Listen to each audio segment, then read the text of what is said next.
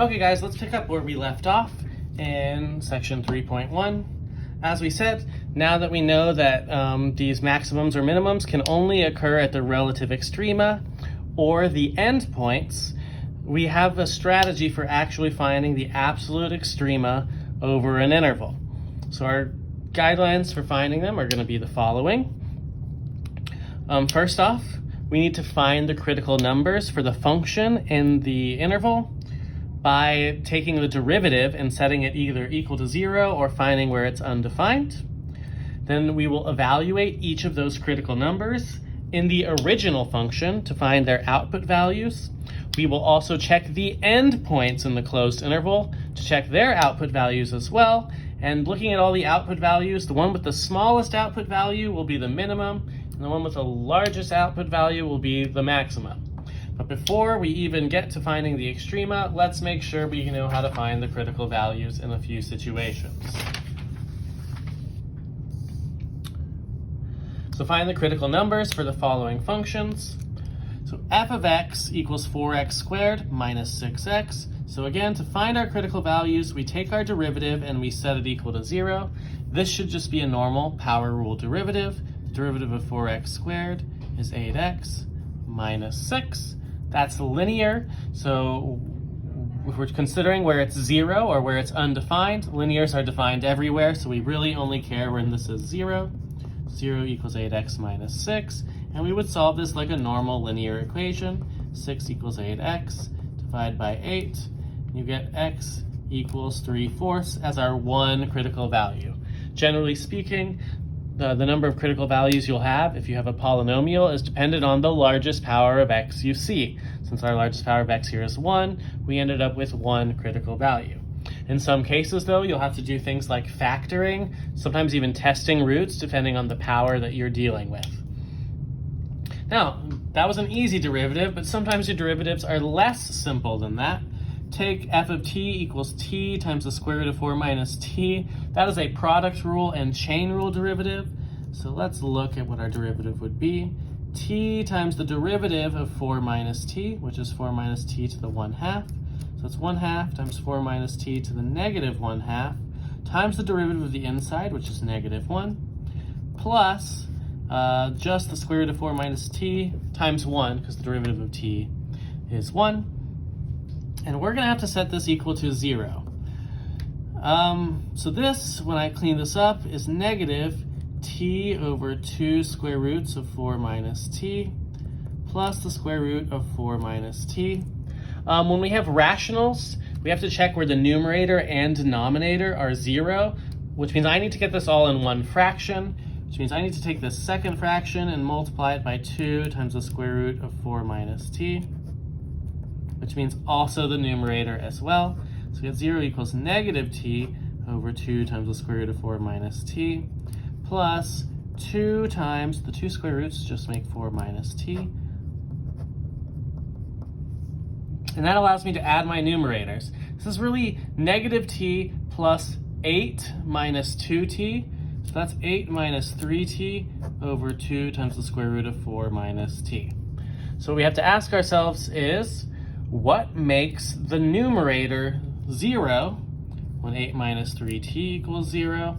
What makes the denominator 0? It's not going to be the 2, but it's when the 4 minus t equals 0. So here, t equals 4. But t equals 4 is not in our original domain, so we're not going to worry about it. But we do want to worry about this one. Adding the 3t to the other side, 3t equals 8, so t is 8/3. So we have a potential extrema at 8/3. Otherwise, also if we had a different interval, it would also potentially include 4, but otherwise it's at the boundaries. Similarly, we can do the same thing with trig functions. F prime of theta, the derivative of secant is secant theta tangent theta, and the derivative of tangent is secant squared. And again, we would have to take that and set it equal to 0. Now, if you remember your trig equations, when you're trying to solve them when equal to 0, don't divide, but you can factor. Say factor out a secant theta. That leaves 2 tangent theta plus secant theta. And you know if those two things are equal to 0, one of the things you're multiplying together is equal to 0. either secant theta equals 0 or 2 tangent theta plus secant theta equals 0. When secant theta is equal to 0, this actually never happens. So we really would only care when 2 tangent theta equals negative secant theta. So if you think about this, this could potentially occur. If we think about this with sine and cosine, this is 2 sine theta over cosine theta equals negative 1 over cosine theta. So this could happen when cosine theta is equal to 0, causing us to be undefined. That's a potential situation that could happen. Otherwise, we would need 2 sine theta to equal negative 1, which means sine theta would be negative 1/2.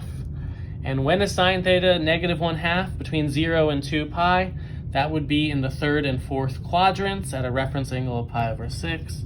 So that should be 7 pi over 6, 11 pi over 6, and potentially when cosine is 0 is when it's undefined. So that would be at pi over 2 and 3 pi over 2. Just in that range. So as you can see, this can produce a lot of potential situations. Trig functions, because they're repetitive, will produce quite a few. So you really would like an interval in those situations. Now, how do we actually find the extrema using the critical points? We can look at one on the next page. We'll probably just do one of these, I think will be enough. And then I'll leave the other ones for you to try to do. I think A is more self-explanatory. So let's try B. So what's the derivative of f of x equals 2x minus 3x to the 2/3? The derivative of 2x is 2. The derivative of 3x to the 2/3 is you bring the 2/3 down. 3 times 2/3 is 2, and this is x to the negative 1/3, which is really 2 minus 2 over x to the 1/3 power. And if we set that equal to 0, we can kind of see some things that happen. We may recognize here that when is this undefined? When the denominator is 0, which would be when x to the 1/3 equals 0, which means x equals 0 is a potential critical value, and that is defined in the original, so it's fine. Otherwise, we add the 2 over x to the 1/3 to the other side. When is that equal to 2? You multiply x to the 1/3 to the other side, divide by 2, and you get 1 equals x to the 1/3. Well, what to the 1/3 power is 1? Well, when x is 1. So we've got critical values at 0 and 1. So we really need to do f of 0 and f of 1, as well as plugging in the endpoints, f of negative 1 and f of 3. And I'm plugging them back into the original. So what happens when I plug in 0 to the original? We get 0 minus 0, which is 0. Plugging in 1, 2 times 1 minus 3 times 1 to the 2/3 power is 1. So that would be 2 minus 3, which is negative 1. Plugging in negative 1. Negative 1, 2 times negative 1 is negative 2. When we take negative 1 to the 2/3, that's negative 1 squared, which is positive 1, but the cube root of that, which is still positive 1. So we'll have negative 2 minus 3, which should be negative 5. And finally, when we plug in 3, we'll get 6 minus 3 times 3 to the 2/3. I don't know what 3 to the 2/3 is off the top of my head, but I'll go ahead and put it into the calculator just to see. It's about 2.08, so that would make this 2 times 3 minus 3 times about 2.08. So that'd be 6 minus about 6.24, which is about negative 0.24. So looking at these, it looks like our actual minimum extrema is here. It has the smallest y value. Our maximum is actually here on the interval. So that informs you on how these work, and that's really how we find the extrema for these types of problems, and that is all for 3.1.